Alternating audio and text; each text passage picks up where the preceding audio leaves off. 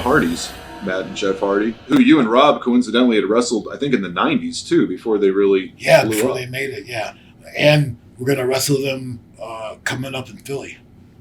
Wrestling the Hardys, the last time we wrestled them, that was in San Jose. That was pretty good. What do you think of Matt and Jeff outside the ring? Are you guys cool and everything? Yeah. Me and Jeff are real cool. Matt too, but not as much as Jeff. Now with those matches, you're not planning things out. You're feeling it as you go. Yeah, we're planning things a little bit and maybes. Like I maybe do this, I maybe do that. Nothing written in stone, and then you just go out and do it.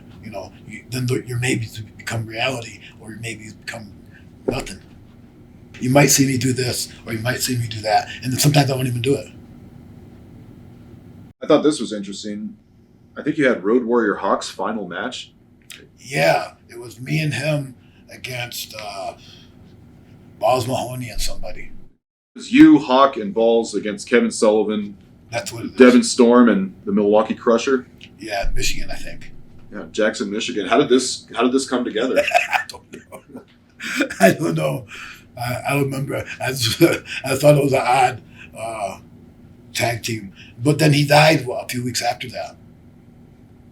Had you met him before? Yeah, we were good friends. I met him in Japan for years, and we were actually good friends. And he come in. I recommended him to come in for that match, and to get him a payoff. But I didn't know he was in bad shape. Not bad physical, but he had something wrong with his heart, I think. Really? His liver, kidney. I remember he's always having liver and kidney problems. Do you have any memories of him in Japan? Anything that sticks out? Yeah, he was a good guy. He's party hard, really party.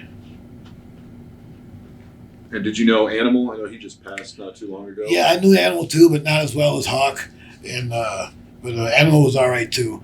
He wasn't as cool as Hawk. Hawk was really cool. There's different personalities, right? Hawk didn't believe his gimmick. He knew it was a work. He knew that the guys that were wrestling are laying down for him. And he knew that if they didn't lay down for him, he'd look bad. So he knew that. And Animal kind of treated it like it was a shoot. Like he goes, check out our win-loss record. Win-loss record, it's a work. There is no win-loss record.